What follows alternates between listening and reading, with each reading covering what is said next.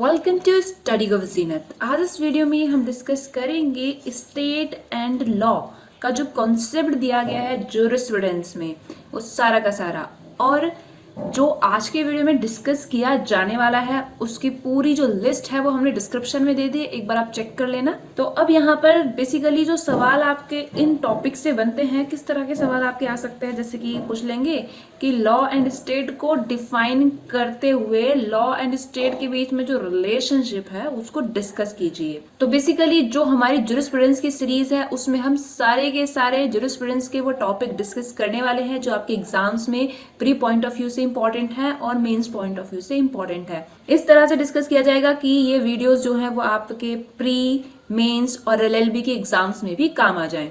Jurisprudence की सारी video आपको एक प्लेलिस्ट में मिलेगी, उस प्लेलिस्ट के लिंक डिस्क्रिप्शन में, एक बार आप जरूर चेक कर लेना। ज्यूरिस्प्रूडेंस का अगर आपको पीडीएफ नोट्स चाहिए तो उसके बारे में भी जानकारी डिस्क्रिप्शन में दी गई है, तो एक बार आप डिस्क्रिप्शन जरूर चेक कर लेना। इंस्टाग्राम, टेलीग्राम, जहां पर भी आपको फॉलो करना है सभी के लिंक डिस्क्रिप्शन में है। तो चलिए शुरू करते हैं आज का वीडियो। सबसे पहले अगर हम स्टेट का कॉन्सेप्ट डिस्कस करें तो स्टेट की काफी सारी डेफिनेशन डिफरेंट फिलोसफर्स ने दी हैं।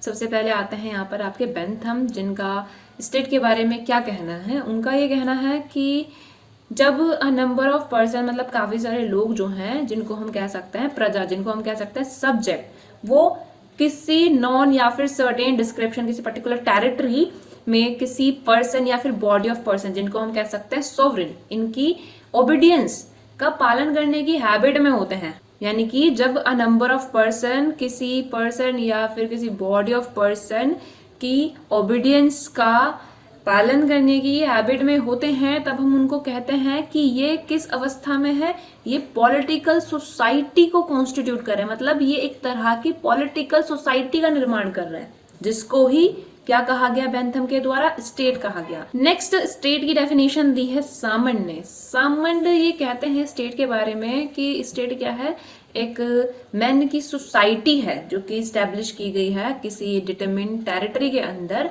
ऑर्डर और जस्टिस को मेंटेन करने के लिए, वो भी बाय वे ऑफ फोर्स, यानी कि लॉ वगैरह बनाकर अगर लॉ का पालन नहीं किया जाएगा तो दंड दिया जाएगा।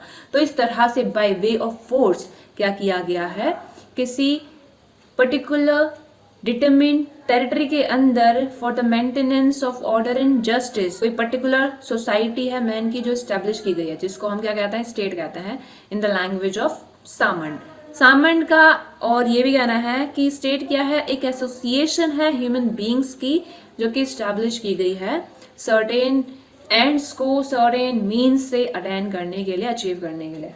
नेक्स्ट जो आपके हॉलैंड है, उन्होंने भी स्टेट को डिफाइन किया। हॉलैंड ने कहा कि a numerous assemblage of human beings, मतलब काफी सारे लोग हैं जो कि क्या किए हुए हैं, जनरली ऑक्यूपाई किए हुए हैं कोई पर्टिकुलर टेरिटरी, कोई सर्टेन टेरिटरी, और उनके बीच जो मेजॉरिटी में लोग हैं या फिर कोई पर्टिकुलर क्लास है, उनकी मेजॉरिटी में होने की वजह से या फिर वो पर्टिकुलर क्लास होने की वजह से क्या हो रही है, जो विल है वो बाकी लोगों के अगेंस्ट प्रिवेल कर रही है। यानी कि जो मेजॉरिटी में है या फिर कोई पर्टिकुलर क्लास ऑफ पर्सन है, उनकी जो विल है वो बाकियों के ऊपर क्या हो रही है, डोमिनेट हो रही है। और इसी चीज को हॉलैंड ने कहा ये चीज ही तो है स्टेट। वहीं जो हीगल हैं, इनका ये कहना है कि स्टेट क्या है, जो फैमिली और सिविल सोसाइटी होती है ना, उसका सिंथेसिस है, उसका मिश्रण है, उसका मैशअप है। तो इस तरह से जो भी सिविल सोसाइटी के पर्टिकुलर प्रिंसिपल होते हैं और जो फैमिली के यूनिवर्सल प्रिंसिपल होते हैं, उन सब का यूनिटी ही क्या है, स्टेट है, ये कहना था हीगल का। इन सब डेफिनेशन के अलावा एक और डेफिनेशन निकल कर आई 1933 में, जो कि दी गई कहाँ पर, मॉन्टेविडियो कन्वेंशन में। कहा यह गया कि कोई भी पर्टिकुलर एंटिटी जिसके पास टेरिटरी है, पॉपुलेशन है एंड पॉलिटिकल अथॉरिटी है, उसको हम कहेंगे कि ये क्या है, ये स्टेट है। तो इस तरह से कोई भी एंटिटी अगर स्टेटहुड प्राप्त करना चाहती है, स्टेट बनना चाहती है, तो यहाँ पर जितने भी एसेंशियल एलिमेंट अभी हम डिस्कस करने वाले हैं वो सारे के सारे उसके पास होने चाहिए, जैसे कि population, territory, government, sovereignty. So first of all अगर हम बात करें पॉपुलेशन की, तो जैसा कि पता ही है आपको कि जो स्टेट होता है वो लोगों का एक समुदाय होता है, पर्सन्स की एक कम्युनिटी होती है। इसलिए हम कहते हैं कि स्टेट क्या है, ह्यूमन पॉलिटिकल इंस्टीट्यूशन है। हालांकि जो पॉपुलेशन है वो बहुत ज़्यादा भी हो सकती है जैसे कि चाइना और इंडिया में है, और बहुत कम भी हो सकती है जैसे कि स्विट्जरलैंड और कनाडा में है। बट पॉपुलेशन का होना स्टेट के लिए बहुत ही ज़्यादा इम्पॉर्टेंट है। किसी भी स्टेट के जो लोग होते हैं उनको हम उस स्टेट का क्या कहते हैं, सिटीजन कहते हैं। सो फर्स्ट ऑफ ऑल पहला एसेंशियल एलिमेंट है पॉपुलेशन, जो होना बहुत ही ज़रूरी है स्टेटहुड प्राप्त करने के लिए। सेकंड है टेरिटरी, यानी कि कोई पर्टिकुलर टेरिटरी होनी चाहिए जो कि ऑक्यूपाई की गई हो टू बिकमिंग स्टेट, क्योंकि जो स्टेट है वो हवा में या फिर समुद्र पे, सी पर एग्जिस्ट नहीं कर सकता है, इसलिए टेरिटरी का होना बहुत ही ज़रूरी है। हालांकि जो टेरिटरी है वो बहुत ज़्यादा बिग हो सकती है, जैसे कि रशिया, कनाडा, यूएसए, इंडिया, इनकी जो टेरिटरी है बहुत बड़ी है। और टेरिटरी छोटी भी हो सकती है जैसे कि नेपाल, भूटान, श्रीलंका, मालदीव, स्विट्जरलैंड, इन सब का जो टेरिटरी है छोटा है, उसका साइज छोटा है, बट सर्टेन टेरिटरी को ऑक्यूपाई किया गया होना मस्ट है स्टेटहुड के लिए। नेक्स्ट एसेंशियल एलिमेंट है गवर्नमेंट, यानी कि जो पर्टिकुलर टेरिटरी में पॉपुलेशन को क्या कर रही हो, एडमिनिस्टर कर रही हो, संभाल रही हो, उसको हम कहेंगे गवर्नमेंट। यानी कि गवर्नमेंट क्या है, एक ऑर्गेनाइजेशन है, एक मशीनरी है, एक एजेंसी है जो कि कंट्री के एडमिनिस्ट्रेशन के लिए रेस्पॉन्सिबल होती है। जैसा कि स्टेट का अगला एसेंशियल एलिमेंट है सोवरेनिटी। तो जो सोवरेनिटी है, जो संप्रभुता है, उस पावर को स्टेट के तहत जो एक्सरसाइज कर रहा है उसको हम कहते हैं गवर्नमेंट। और हर एक गवर्नमेंट के 3 अंग होते हैं, 3 ऑर्गन्स होते हैं, जैसे कि legislature, executive and judiciary. Next essential element है सोवरेनिटी। तो जो हैरोल्ड लास्की हैं, इनका ये कहना है कि ये सोवरेनिटी ही है जिसकी वजह से एक स्टेट बाकी जो other form of human association होते हैं, जो अदर ऑर्गेनाइजेशंस होते हैं, उनसे अलग होते हैं। क्योंकि स्टेट पजेस कर रहा है क्या, सोवरेनिटी, तभी वो बाकी जो अदर फॉर्म्स है ह्यूमन इंस्टीट्यूशंस के, उनसे अलग है। इनफैक्ट जो सोवरेनिटी है वो टेरिटरी में जो लोग रह रहे हैं स्टेट की, उनकी लाइफ के सभी एस्पेक्ट को रेगुलेट करने का क्या है, आधार है सोवरेनिटी, बेसिस है। जैसा कि हमारे इंडियन कॉन्स्टिट्यूशन के प्रेम्बल में लिखा है ना कि भारत सोवरेन है, इसका मतलब यही है कि जो भारत है वो ना तो किसी का डिपेंडेंसी है और ना ही किसी अदर कंट्री के डोमिनियन है, बल्कि बीइंग सोवरेन स्टेट इंडिया जो है वो अपने सभी तरह के अफेयर्स, चाहे वो फॉरेन अफेयर हो या फिर डोमेस्टिक अफेयर हो, उन सभी को परफॉर्म करने के लिए बिल्कुल फ्री है। तो इस तरह से सॉवरेनिटी का होना एक इसेंशियल एट्रीब्यूट माना जाता है स्टेटहुड का। तो ये सारे इसेंशियल एलिमेंट होने चाहिए स्टेटहुड एक्वायर करने के लिए। अब जो स्टेट होता है उसके क्या फंक्शंस होते हैं, जो सामन है उन्होंने स्टेट के फंक्शंस को 2 पार्ट में डिवाइड किया, पहला प्राइमरी और एसेंशियल फंक्शन, दूसरा सेकेंडरी फंक्शन। तो सामन का कहना है कि स्टेट का प्राइमरी एंड एसेंशियल फंक्शन होता है war and administration of justice, और ये आपका हेल्प करता है इंडिविजुअल को सोसाइटी में उसके राइट वगैरह मेंटेन करने के लिए। स्टेट का सेकेंडरी फंक्शन है लेजिस्लेशन एंड टैक्सेशन, यानी कि लॉ फॉर्मुलेट करना और टैक्स वगैरह लगाना। ये फंक्शन जो है सिटीजन्स के वेलफेयर के लिए बहुत ही नेसेसरी है। अब यहाँ पर अगर आपसे सवाल किया जाए कि जो स्टेट है उसका ओरिजिन कैसे हुआ, तो स्टेट के ओरिजिन को एक्सप्लेन करने के लिए कुछ थियोरीज दी गई हैं, जिनमें से सबसे पहली थियोरी है डिवाइन थियोरी। तो डिवाइन थियोरी जो है वो स्टेट ओरिजिन की सबसे पुरानी थियोरी है। इस थियोरी के तहत जो जूस हैं, जो यहूदी हैं, उनका ये मानना है कि जो गॉड होता है ना, वही क्या करता है, किंग को अपॉइंट करता है और किंग को उसके पद से हटाता है वही, यहाँ तक कि जो बैड रूलर्स होते हैं उनको किल भी करता है। तो इस तरह से जो यहूदी थे वो किंग को एक गॉड के एजेंट एंड रिप्रेजेंटेटिव के रूप में देखते थे। और इस थ्योरी का जो ये एस्पेक्ट है ये 16th एंड 17th सेंचुरी में पूरी तरीके से डेवलप हुआ। और जो रिफॉर्मेशन मूवमेंट के लीडर्स थे वो इस थ्योरी को इस्तेमाल करते थे एब्सोल्यूट मॉर्निकी को जस्टिफाई करने के लिए, सपोर्ट करने के लिए। But at the present time कोई भी इस थ्योरी में बिलीव नहीं करता है, बिकॉज ये पूरी तरीके से फेथ पर आधारित थी। इसके पीछे कोई मजबूत कारण नहीं था जो इस थ्योरी को जस्टिफाई करता हो। नेक्स्ट थ्योरी है द सोशल कॉन्ट्रैक्ट थ्योरी। इस थ्योरी को ह्यूगो ग्रोशियस ने दिया था, जिनको हम कहते हैं father of public international law. तो ये थ्योरी इन्होंने दी, और इनके अलावा अदर एक्सपोनेंट भी थे इस थ्योरी के जो कि इस थ्योरी को सपोर्ट करते थे, जैसे कि हो गए Hobbes, John Locke and Rousseau. तो ये थ्योरी कहती क्या थी? ये थ्योरी ये कहती थी कि जो स्टेट है ना वो कैसे क्रिएट हुआ है। वो क्रिएट ऐसे हुआ है कि लोगों ने आपस में मिलकर कॉन्ट्रैक्ट किया, तब जाके स्टेट का क्रिएशन हुआ। यानी कि स्टेट का क्रिएशन हुआ है किससे? कॉन्ट्रैक्ट से। लोगों ने आपस में मिलकर कॉन्ट्रैक्ट किया, तभी आपका स्टेट क्रिएट हुआ। और ये कहना था इस थियरी का कि पुराने टाइम पर कोई स्टेट नहीं होता था और ना ही कोई मैन मेड लॉज होते थे, क्योंकि पुराने टाइम पर जो लोगों के कंडक्ट होते थे वो रेगुलेट होते थे किससे? On the basis of laws, जो कि नेचर ने प्रेस्क्राइब किया है। इस तरह से पुराने टाइम पे कोई भी ऐसा ह्यूमन एजेंसी नहीं था जो कि लॉज ऑफ द नेचर को फॉर्मुलेट करता हो और एनफोर्स करता हो। तो क्या हुआ, जो लोग थे वो आपस में एग्रीमेंट किए और स्टेट को क्रिएट किए। यानी कि कंक्लूजन ये निकलता है इस थ्योरी का कि स्टेट का निर्माण कैसे हुआ है? लोगों ने आपस में एग्रीमेंट किया, कॉन्ट्रैक्ट किया, उसी से स्टेट का क्रिएशन हुआ।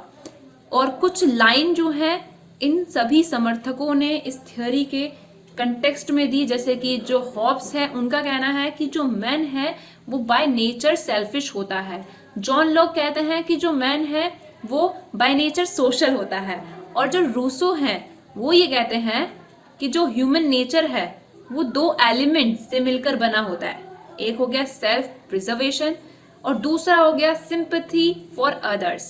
तो ये थी सोशल कॉन्ट्रैक्ट थ्योरी, जो इस बात पर जोर देती थी कि स्टेट का ओरिजिन कैसे हुआ है, लोगों के द्वारा आपस में कॉन्ट्रैक्ट करने से। नेक्स्ट थ्योरी है पैट्रियार्कल थ्योरी। इस थ्योरी का ये मानना था कि जैसे कि पुराने टाइम पे फैमिली वगैरह एग्जिस्ट करती थी, तो उन्हीं का नेचुरल एक्सटेंशन है स्टेट, उन्हीं से इवॉल्व हुआ है स्टेट का कॉन्सेप्ट। तो ये थ्योरी इस बात पर जोर देती थी कि जो अर्ली फैमिली होती थी ना वो पैट्रियार्कल होती थी, बट ऐसा कुछ नहीं था। हालांकि वैदिक एरा में जो आर्यों का आगमन हुआ था इंडिया में, उन्होंने रूरल सिविलाइजेशन इंडिया में इस्टेब्लिश किया था और वो पैट्रियार्कल थे। बट इनके आने से पहले जो इंडस वैली सिविलाइजेशन था वो तो मैट्रियार्कल था। तो ये चीज इस थियोरी का कहना मतलब काफी हद तक सही नहीं है। तो इसके अलावा ये थियोरी का ये भी मानना था कि जो डिसेंट होते हैं फैमिली में वो मेल के थ्रू चलते हैं। जो एल्डेस्ट मेल मेंबर होता है फैमिली का, उसके पास सुप्रीम अथॉरिटी होती है over all members of the family. तो इस तरह से यहाँ से आपका स्टेट का कंसेप्ट आया। जैसे कि स्टेट में होते हैं ना अदर लोग जो होते हैं जिनको हम प्रजा कहते हैं, उनके ऊपर जो अथॉरिटी है वो कौन एक्सरसाइज करता है? सोवरेन एक्सरसाइज करता है। तो इस कंटेक्स्ट में पैट्रियार्कल थ्योरी को अप्लाई करते हुए ही इन्होंने ये कहा कि जो स्टेट है उसका जन्म कहाँ से हुआ है? पैट्रियार्कल फैमिली जो होती है पुराने टाइम पर जो एग्जिस्ट करती थी उसी से स्टेट का जन्म हुआ है। बट इस थ्योरी के अपोजिट में एक थ्योरी निकल कर आई जो कि है मैट्रियार्कल थ्योरी। जैसे कि आपको पता ही है कि जो अर्ली सोसाइटी थी, अगर हम इंडस वैली सिविलाइजेशन के नजरिए से देखें तो वो मैट्रियार्कल थी, और जो फैमिली का इंस्टीट्यूशन वगैरह होता है वो एग्जिस्ट ही नहीं करता था। जो लोग थे वो ग्रुप्स में रहते थे, और जो डिसेंट होते हैं, जो वंशज होते हैं, वो मदर के थ्रू ट्रेस किए जाते थे। तो इस तरह से मैट्रियार्कल थ्योरी का ये मानना था कि मैट्रियार्कल सोसाइटी से ही क्या हुआ है? स्टेट का ओरिजिन हुआ है। बट ये कहना पूरी तरीके से सही नहीं है, बल्कि ये कहना सही है कि जो मैट्रियार्कल सोसाइटी है और जो पैट्रियार्कल सोसाइटी है, इन दोनों ने ही मिलकर क्या किया है? स्टेट को इवॉल्व किया है। इन दोनों से ही इमर्ज हुआ है स्टेट का कॉन्सेप्ट।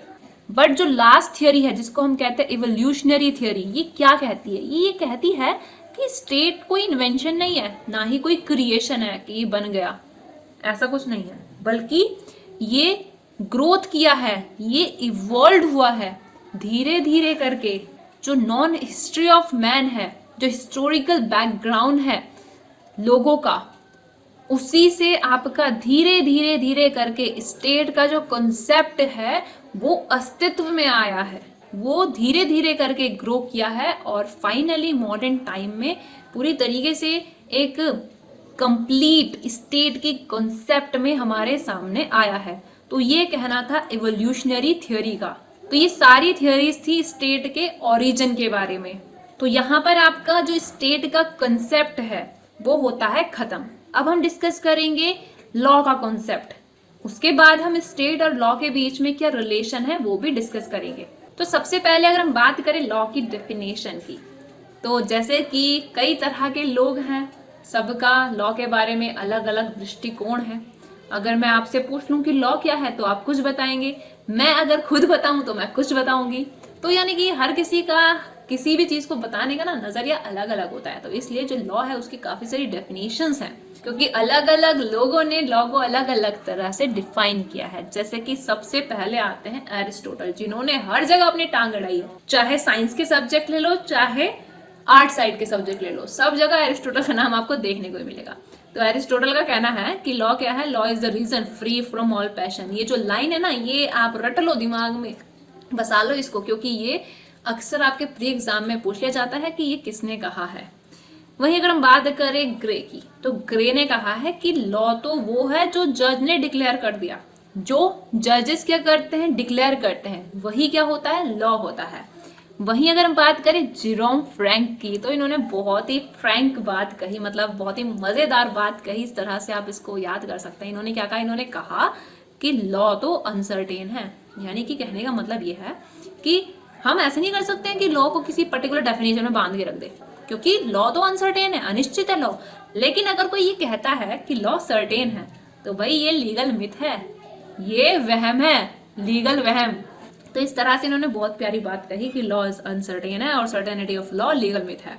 वही अगर हम बात करें अस्टिन की, अस्टिन तो बहुत ही महान आत्मा है, जिनको हम एनालिटिकल स्कूल ऑफ जूरिस्प्रूडेंस का फादर भी कहते हैं। तो इनका कहने का तात्पर्य यही है कि जो एग्रीगेट ऑफ रूल्स, मतलब काफी सारे जो रूल्स वगैरह का समूह है, और ये बनाया गया है किसके द्वारा? पॉलिटिकली जो सुपीरियर होता है, जो सोवरेन होता है ना, उसके द्वारा जो एग्रीगेट ऑफ रूल्स बनाया गया है। किसके लिए? पॉलिटिकली सब्जेक्ट के लिए। सोवरेन ने जो एग्रीगेट ऑफ रूल्स बनाया है अपनी प्रजा के लिए, उसको हम कहते हैं लॉ।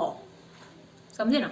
अब यहाँ पर इस तरह से अस्टिन का कहने का मतलब यही है कि जो लॉ है ना, वो सोवरेन का कमांड है, और इस तरह से जो लॉ है वो ड्यूटी इम्पोज करता है किसके ऊपर? प्रजा के ऊपर, कि उसका वो पालन करे ही करे। अगर पालन नहीं करेगी तो सैंक्शन मिलेगा, किसकी फॉर्म में? पनिशमेंट की फॉर्म में।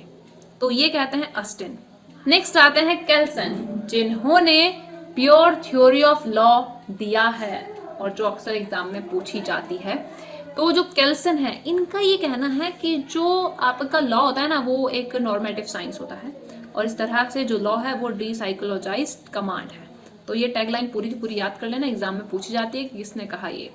वहीं अगर बात करें सामंड की, तो सामंड ने ये कहा कि जो लॉ है वो सेट ऑफ प्रिंसिपल, वो बॉडी ऑफ रूल क्या करता है? कंसिस्ट करता है, जो कि in the administration of justice state के द्वारा रिकॉग्नाइज किए जाते हैं, अप्लाई किए जाते हैं। वहीं अगर हम बात करें सेवनी की, जो कि हिस्टोरिकल स्कूल ऑफ जूरिस्प्रूडेंस से है, इनका क्या कहना है? इनका कहना है कि भाई लॉ तो कुछ भी नहीं है, बल्कि क्या है? स्पिरिट ऑफ पीपल है। और इसी चीज को इन्होंने वॉकजिस का नाम दिया, जिसके तहत इनका ये मानना था कि जो लॉ है वो यूनिवर्सल नहीं है, बल्कि लैंग्वेज की तरह ये people to people and ages to ages क्या करता है? वेरी करता है। इन सब के अलावा ये जो बचे हुए जूरिस्ट हैं, इनकी भी टैगलाइन आप याद कर लेना, क्योंकि प्री एग्जाम में अक्सर पूछी जा सकती है। इसको आप इस तरह से याद कर सकते हैं कि जोसेफ स्टोरी की स्टोरी आप सुन लीजिए कि जो लॉ है वो क्या है? जेलस मिस्ट्रेस है। तो ये थी इनकी स्टोरी। तो ये लाइंस आपने याद रखनी है, क्योंकि ये अक्सर प्री में पूछी जाती है कि ये किसने कहा, और ये वाली लाइन में पूछी जाती है कि ये किसने कहा। एट द एंड हम इस तरह से भी लिख कर आ सकते हैं एग्जाम में कि जो नेचुरल लॉ के सपोर्टर थे वो लॉ को कहते थे कि जो लॉ है वो क्या है, डिक्टेट ऑफ रीजन है। वहीं जो एनालिटिकल स्कूल ऑफ ज्यूरिस्प्रूडेंस के सपोर्टर थे वो लॉ को सोवरेन की कमांड के रूप में देखते थे, और जो लीगल रियलिज्म के सपोर्टर थे वो लॉ को कोर्ट की प्रैक्टिस के रूप में देखते थे। तो यहाँ तक आपको लॉ के बारे में काफी चीजें क्लियर हुई होंगी। अब यहाँ पर आपसे सवाल पूछ लिया जा सकता है कि स्टेट और लॉ के बीच में क्या रिलेशन है। तो जो स्टेट है और जो लॉ है ये एक दूसरे से बहुत ही ज्यादा क्लोजली रिलेटेड हैं, और इनके रिलेशन को प्रेस्क्राइब करने के लिए 3 थियोरी दी गई हैं। पहली थियोरी है law as a product of state, यानी कि स्टेट के द्वारा बनाए गए प्रोडक्ट के रूप में अगर हम लॉ को देखें तो तब हमें क्या रिलेशन पता चलता है लॉ और स्टेट का। तो बेसिकली इस थ्योरी के तहत ये कहा जाता है कि जो स्टेट है ना वो लॉ से ऊपर है, लॉ के सुपीरियर है, क्योंकि जो स्टेट है वो लॉ का क्रिएटर है। तो इस तरह से जो स्टेट है वो लॉ को जैसे कि बना रहा है, तो इसका मतलब क्या है कि जो स्टेट है वो लॉ के सुपीरियर है। और इस थ्योरी को सपोर्ट करते हैं हीगल, ऑस्टिन और जेरेमी बेंथम। सामन जो है उनका ये कहना है कि जो लॉ होता है वो सिर्फ और सिर्फ स्टेट की वजह से ही क्या करता है, एग्जिस्ट करता है। वहीं अगर हम बात करें ऑस्टिन की, तो ऑस्टिन का ये कहना है कि जो पॉजिटिव लॉ होता है वो इसेंशियली स्टेट के द्वारा ही क्रिएट होता है, क्योंकि जो ऑस्टिन है वो लॉ को कैसे डिफाइन करते हैं, वो डिफाइन करते हैं लॉ को ऐसे कि जो लॉ है वो सोवरेन का कमांड है। सिर्फ और सिर्फ जो सोवरेन है उसी के पास पावर है कि वो लॉ को बना भी सकता है और लॉ को रिपील भी कर सकता है, और जो सोवरेन होता है वो खुद लॉ के द्वारा बाउंड नहीं होता है। तो इस तरह से जो व्यू था वो ये था कि जो स्टेट है वो सिर्फ और सिर्फ लॉ का मेकर नहीं है, बल्कि वो लॉ के सुपीरियर भी है। और इसके अलावा जो नाजी एंड फासिस्ट रूलर थे वो भी लॉ को स्टेट की क्रिएशन के रूप में ही ट्रीट करते थे, और वो ये कंसीडर करते थे कि जो रूलर होता है ना वो लॉ के अबव होता है। बट वहीं दूसरी तरफ एक थ्योरी दी गई कि जो लॉ है वो स्टेट के अबव है, और इस थ्योरी को सपोर्ट किया किसने, लास्की ने, डिग्गिट ने और आइवर्ट जैनिंग ने। तो कहा क्या गया, कहा यह गया कि जो लॉ है वो स्टेट से ज्यादा इंपॉर्टेंट होता है, और जो स्टेट होता है वो लॉ से बाउंड होता है। इट मीन्स कि जो सोवरेन है वो लॉ से बाउंड होता है, ना कि अबव द लॉ होता है। और जो क्रैब है उनका ये कहना है कि जो रूलर है वो सिर्फ और सिर्फ अपनी इच्छा के अनुसार लॉ को चेंज नहीं कर सकता है, क्योंकि जो लॉ है वो स्टेट की जो पावर को एक्सरसाइज करने की आर्बिट्रेरीनेस होती है उसको चेक एंड बैलेंस करता है। वहीं जो जॉर्ज जेलिनेक है इनका ये कहना है कि हालांकि जो स्टेट है वो लॉ को क्रिएट तो करता है, बट वो लॉ जो क्रिएट कर रहा है ना उससे वो बाउंड भी होता है। इट मीन्स कि वो लॉ के पास खुद को वॉलेंटरी क्या कर रहा है, सबमिट कर रहा है।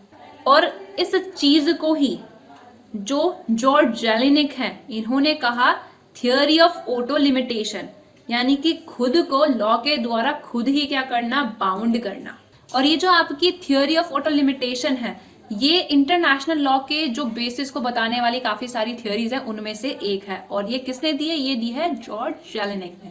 तो ये आप ध्यान रखना। नेक्स्ट थियोरी है state and law are one and same, यानी कि जो स्टेट एंड लॉ है दोनों सेम ही है, एक ही है। और ये चीज कहता कौन है, ये चीज कहता है कैल्सन। कैल्सन का ये मानना है कि लॉ एंड स्टेट एक ही सिक्के के दो साइड हैं, क्योंकि जब भी हम एब्स्ट्रैक्ट रूल्स के बारे में बात करते हैं तो हम बात करते हैं किसके बारे में, लॉ के बारे में। और जब हम कंसीडर करते हैं इंस्टीट्यूशन जो रूलर्स ने क्रिएट किया है तो हम बात करते हैं किसके बारे में, स्टेट के बारे में। तो ये कहना है कैल्सन का, और इस तरह से कैल्सन ये मानते हैं कि जो स्टेट और जो लॉ है वो एक ही सिक्के के दो पहलू हैं, दोनों सेम ही चीज है। ना स्टेट लॉ के ऊपर है और ना ही लॉ स्टेट के ऊपर है। एट द एंड हम ये कंक्लूड कर सकते हैं कि जो लॉ है और जो स्टेट है ये एक दूसरे से क्लोजली रिलेटेड है। लेकिन अगर आपसे ये पूछ लिया जाए कि इन दोनों में से कौन सुपीरियर है, तो ये चीज हर एक कंट्री में वेरी करती है। जैसे कि आप इंग्लैंड का एग्जाम्पल ले लो, वहां पर लॉ को कंसीडर किया जाता है कमांड ऑफ सोवरेन, यानी कि लॉ तो सोवरेन का कमांड है, तो इसका मतलब यही हुआ कि जो सोवरेन है वो लॉ के अबव है। वहीं अगर हम इंडिया में देखें तो इंडिया में ऐसा कुछ नहीं है। इंडिया में कॉन्स्टिट्यूशन को supreme law of the land consider किया जाता है और सबसे सुप्रीम माना जाता है। और इसीलिए Manilal Singh versus doctor H Boro Babu Singh 1993 के केस में हमारे सुप्रीम कोर्ट ने ये कहा था कि इंडिया में कोई भी लॉ के ऊपर नहीं है और यहाँ पे जो गवर्नेंस सिस्टम चलता है वो रूल ऑफ लॉ पर आधारित है, ना कि रूल ऑफ मैन पर आधारित है। So guys, it's all about the concept of law and concept of state, जो कि ज्यूरिस्प्रूडेंस में दिया हुआ है। आई होप आपको ये वीडियो अच्छा लगा। वीडियो अच्छा लगा तो लाइक करना, चैनल को सब्सक्राइब करना, वीडियो को ज्यादा से ज्यादा जरूर शेयर करना। ज्यूरिस्प्रूडेंस की अगर आपको सारी वीडियोस चाहिए तो वो सारी की सारी प्लेलिस्ट में मिलेंगी। उस प्लेलिस्ट की लिंक डिस्क्रिप्शन में, तो एक बार आप डिस्क्रिप्शन जरूर चेक कर लेना। और ज्यूरिस्प्रूडेंस का अगर आपको पीडीएफ नोट्स चाहिए तो उसके बारे में जानकारी डिस्क्रिप्शन में दी गई है। इंस्टाग्राम, टेलीग्राम, जहां पर भी आपने फॉलो करना है सभी की लिंक डिस्क्रिप्शन में है, तो एक बार आप डिस्क्रिप्शन जरूर चेक कर लेना। तो आज की वीडियो के लिए बस इतना ही, मिलता है नेक्स्ट वीडियो में, तब तक के लिए टाटा एंड गुड बाय।